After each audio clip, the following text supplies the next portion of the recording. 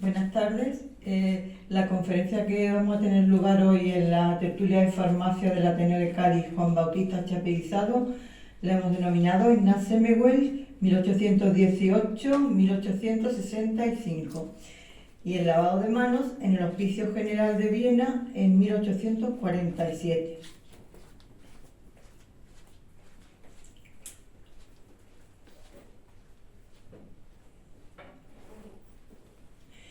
Ignaz Philipp Semmelweis nació en Buda, actual Budapest, el 1 de julio de 1818. Fue un médico cirujano dedicado a la obstetricia en el Imperio Austriaco. Su familia era de habla alemana, residió en la tierra de la corona del Reino de Hungría y es conocido popularmente como el Salvador de las Madres, pues descubrió que la incidencia de la sepsis puerperal o fiebre puerperal, también conocida como fiebre del parto, podía ser disminuida drásticamente usando la desinfección de las manos en las clínicas de obstetricia. Es considerado como el creador de los procedimientos antisépticos. Usaba el hipoclorito de calcio, también llamado cal clorada. Es un compuesto químico cuya fórmula vamos a ver a continuación. Es ampliamente utilizada en el tratamiento de aguas por su alta eficacia contra bacterias, algas, mohos, hongos y microorganismos peligrosos. Dado su elevado poder de antisepsia, se utiliza como agente desinfectante actualmente del agua de las piscinas. Aquí tenemos la fórmula del hipoclorito de calcio o cal clorada.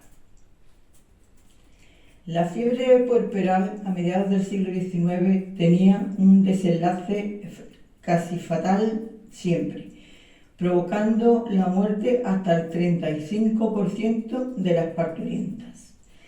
Semmelweis en el año 1847 propuso lavarse cuidadosamente las manos con una solución de hipoclorito cálcico, cuando él trabajaba en la primera clínica de obstetricia, concretamente llamada Clínica 1, del Hospital General de Viena, donde la mortalidad entre las pacientes hospitalizadas en la sala atendida por los médicos de obstetricia eran de 3 a 5 veces más alta que en la sala atendida por las matronas, denominada Clínica 2. Semmelweis publicó su obra seminal de la etiología, el concepto y la profilaxis de la fiebre puerperal en 1861, describiendo su investigación y proponiendo medidas para controlar la fiebre puerperal. A pesar de las publicaciones y difundiendo sus resultados, demostrando que el lavado profundo de las manos de los médicos de obstetricia reducía significativamente la mortalidad por fiebre puerperal, al menos del 1% de las observaciones de este gran médico entraban en conflicto con la opinión médica de su tiempo y sus ideas fueron rechazadas. Algunos médicos se sintieron ultrajados por la sugerencia de que ellos eran los responsables de la muerte de las embarazadas, por no lavarse adecuadamente las manos antes de atender a sus pacientes. A ello se añadió que Semmelweis no fue capaz de proporcionar una explicación satisfactoria para sus propuestas. Después de abandonar Viena y ejercer como profesor en Budapest, Semmelweis fue ingresado en una clínica, en una institución mental, donde murió a las 2 semanas de ser ingresado, a la edad de 47 años, precisamente por un proceso séptico, causado probablemente por una paliza de sus guardias. Las recomendaciones de Semmelweis solo fueron aceptadas después de su muerte, cuando Louis Pasteur confirmó la teoría de los gérmenes como causantes de las infecciones. Y Justus Lister, siguiendo las investigaciones de Pasteur, implementó el uso de los métodos de asepsia y de antisepsia en cirugía. Respecto a su familia y a su infancia, pues nació en Taban, en un barrio de Buda, que actualmente forma parte de Budapest, en Hungría. Fue el cuarto de los 10 hijos de una próspera familia de comerciantes de alimentos de los alemanes de Hungría, József Semmelweis y Teresa Müller. Aquí tenemos el retrato de sus padres. Su padre era de habla alemana. Había nacido en Kismarton, que actualmente es Austria. Entonces formaba parte de la tierra de corona del Reino de Hungría, que a su vez formaba parte del Imperio Austriaco. József fue autorizado a abrir una tienda en Buda en 1806 y en el mismo año abrió un almacén al por mayor de especias y productos generales llamado, en traducción, Elefante Blanco. En la sede de la compañía y domicilio del matrimonio Semmelweis se encuentra actualmente el Museo Semmelweis de Historia de la Medicina. Ya en 1810, Semmelweis era un hombre rico, quien además se casó con Teresa Müller, hija de un constructor de carruajes. Aquí tenemos a nuestro personaje en su niñez, en 1830. Y el retrato de boda de Ignaz Semmelweis y María Queidon-Johnshoffer en 1857. Estudió Derecho en la Universidad de Viena en 1837, aunque posteriormente pasó a estudiar Medicina y fue por una circunstancia al ver la demostración de una necropsia efectuada por el profesor Rokitansky. Semmelweis terminó su doctorado en medicina en 1844 y entre sus profesores de la Facultad de Medicina estaban Rokitansky, Skoda, Ferdinand Ritter von Ebra. Más tarde, en 1846, tras intentar infructuosamente obtener un puesto como internista, decidió especializarse en obstetricia y aceptó un puesto como médico ayudante en la primera clínica de obstetricia de Viena, Clínica 1, del Hospital Maternal de Viena, dirigida por el profesor Klein. Respecto al contexto médico histórico, diremos que los últimos años del siglo XIX son de gran trascendencia en el desarrollo de la medicina contemporánea.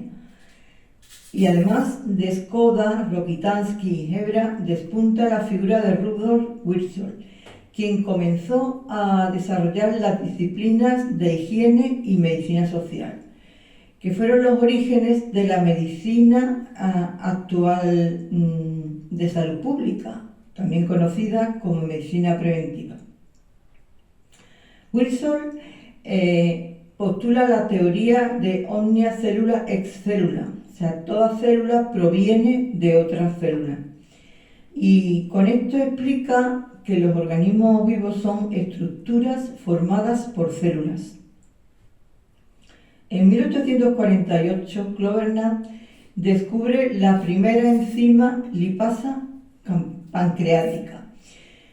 Este año comienza a emplearse el éter para sedar a los pacientes antes de la cirugía, y a finales de este siglo, Louis Pasteur, Robert Koch y Lister demostrarán inequívocamente la naturaleza etiológica de los procesos infecciosos. Comenzó estudiando, los primeros antecedentes de la fiebre puerperal, o sea, el concepto de ginecología figura en un texto escrito por el profesor Johann Peter Loricius de la Universidad de Rintel en Alemania en 1630. Este texto trataba sobre la naturaleza de la mujer y se tituló Ginecología, apareciendo el cambio de acepción al actual significado del término hacia 1702. y fundamentalmente a principios del siglo XIX. A finales del siglo XVIII comienza a extenderse la hipótesis de las miasmas como causa de las infecciones, incluida la sepsis puerperal, pero hasta 1795 no se comienzan a publicar estudios recomendando medidas higiénicas como el lavado de manos antes de atender nuevos partos, tras asistir a enfermas afectadas de esta fiebre puerperal y la utilización de antisépticos, antes de utilizar el instrumental. En 1773, Charles Whittle de Manchester escribió una obra en la que recomendó para combatir la fiebre puerperal una limpieza extrema y una buena ventilación. Alexander Gordon, 1752-1799, un médico de Aberdeen, fue el primero que demostró la naturaleza contagiosa de la fiebre puerperal, vehiculada por las manos de médicos y matronas. Gordon publicó en 1795 su obra maestra y reconoció incluso la relación entre las epidemias de erisipela y fiebre puerperal, pensando que posiblemente eran enfermedades simultáneas. Boer, antecesor de Klein como director de la maternidad de Viena, a comienzos del siglo XIX comenzó a aplicar normas similares indicadas por Gordon, consiguiendo reducir la mortalidad materna hasta en 0,9%. Klein las dejó de aplicar y la mortalidad subió hasta casi el 30%. Una de cada 3 mujeres atendidas en el parto morían tras el alumbramiento. Oliver Wendell Holmes, 1809-1894, fue un médico de USA, nacido en Cambridge, que en 1843 publicó La contagiosidad de la fiebre puerperal, donde señalaba en contra de la creencia popular que la causa de la fiebre puerperal era el contagio entre pacientes, transmitido por sus médicos, donde recomienda expresamente que un médico dedicado a atender partos debe abstenerse de participar en necropsias de mujeres fallecidas por fiebre puerperal y esperar al menos 24 horas antes de atender un parto. El estamento médico oficial, sin embargo, no aceptó estas conclusiones y los 2 obstetras estadounidenses, Ose y Mace, ridiculizaron, menospreciaron y rechazaron públicamente las teorías de Hall sobre la contagiosidad de la fiebre puerperal. Aquí tenemos la tumba de Semmelweis en el Museo Semmelweis de Budapest. Estos eran los profesores de la Facultad de Medicina de Pest en 1863, donde podemos apreciar a Semmelweis, que está detrás con los brazos cruzados. En 1858 ya nuestro personaje publicó finalmente su propio trabajo en un ensayo titulado La etiología de la fiebre puerperal. 2 años más tarde publicó un segundo artículo, La diferencia de opinión entre yo mismo y los médicos ingleses con respecto a la fiebre puerperal. En 1861 finalmente publicó otro tratado más amplio que en la traducción podemos destacar que era Etiología, Concepto y Profilaxis de la fiebre puerperal. Aquí tenemos la portada de 1861 donde podemos apreciar el título.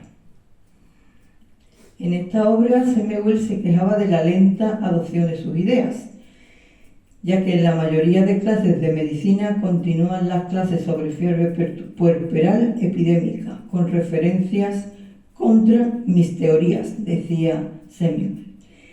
La literatura médica en los últimos 12 años continúa pletórica de informes sobre epidemias de fiebre puerperal, y en 1854 en Viena nació su teoría. 400 parturientas murieron de fiebre puerperal.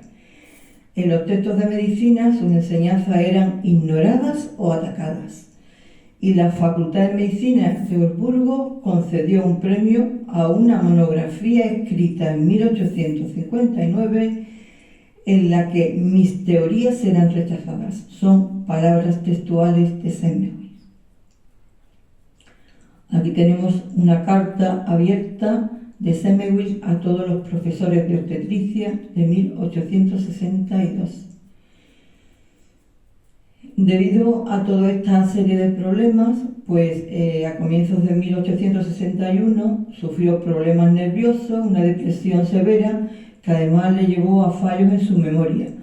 Aquí tenemos un retrato de él, fue el último retrato, pero que si se contemplan los retratos de 1857 a 1864, se puede observar su envejecimiento y además todas las conversaciones las basaba en la fiebre puerperal.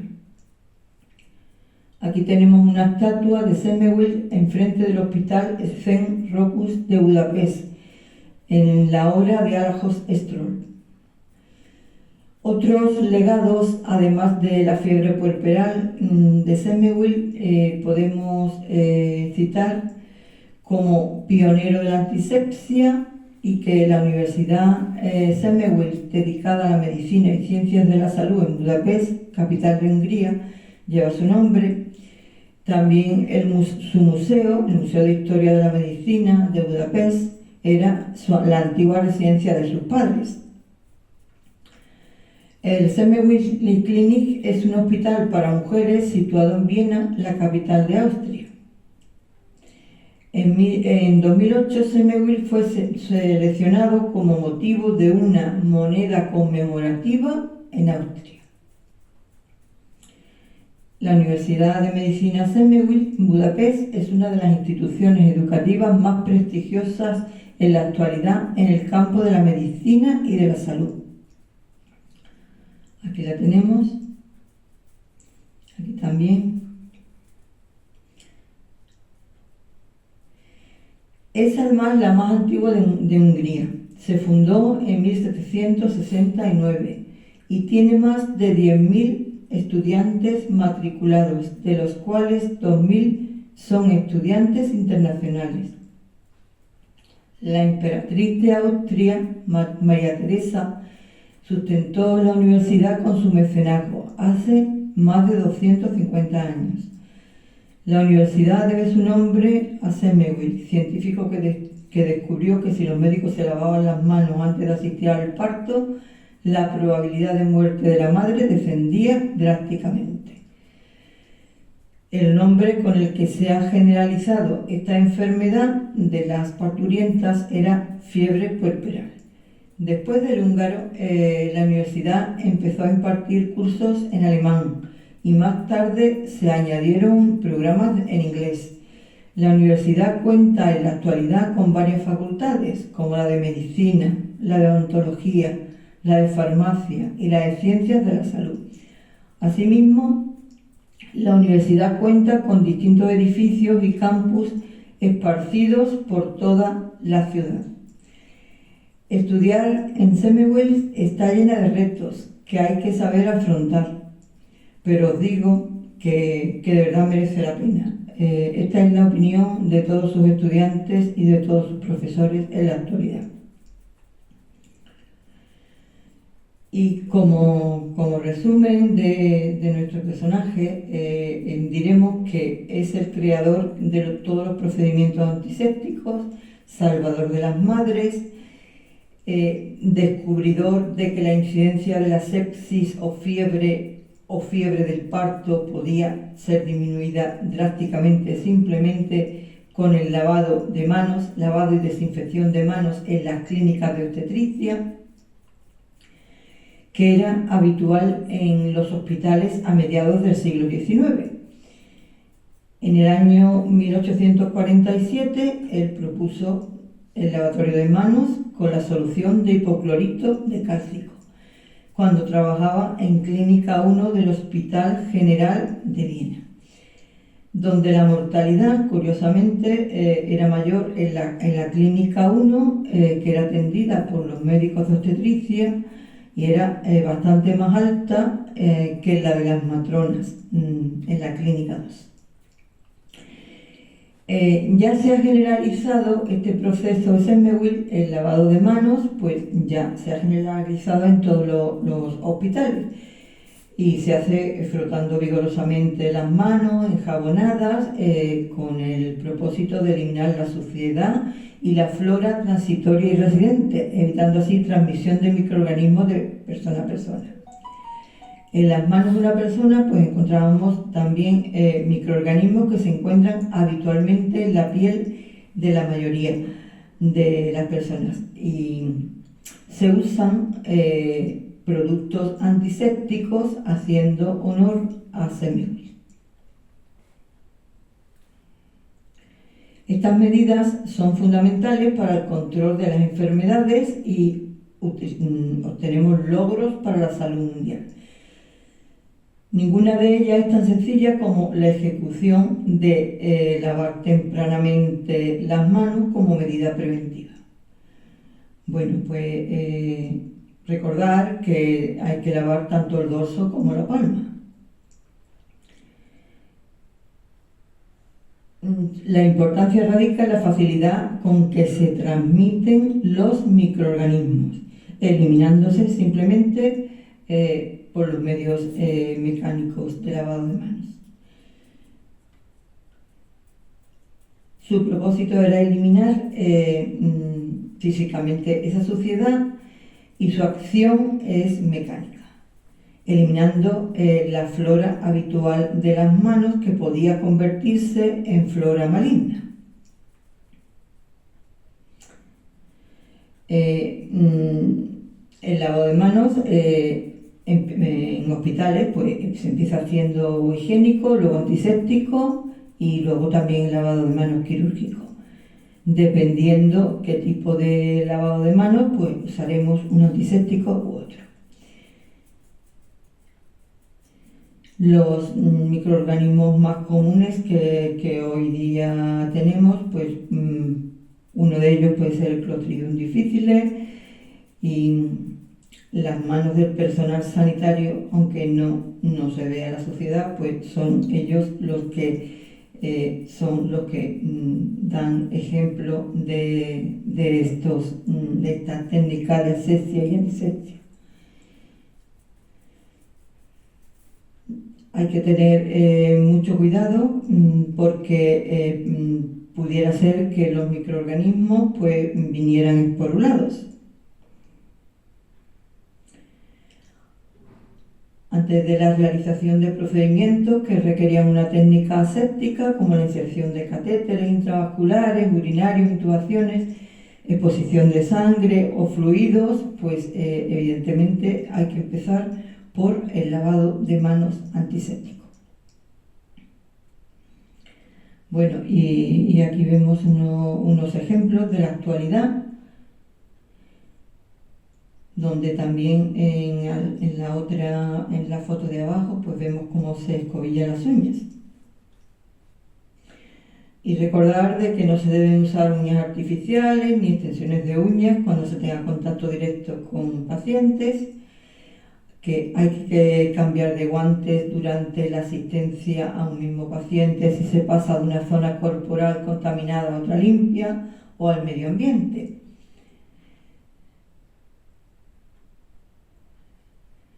Hay que proporcionar productos alternativos a los profesionales sanitarios que tengan alergia o sufran reacciones adversas a los productos utilizados normalmente.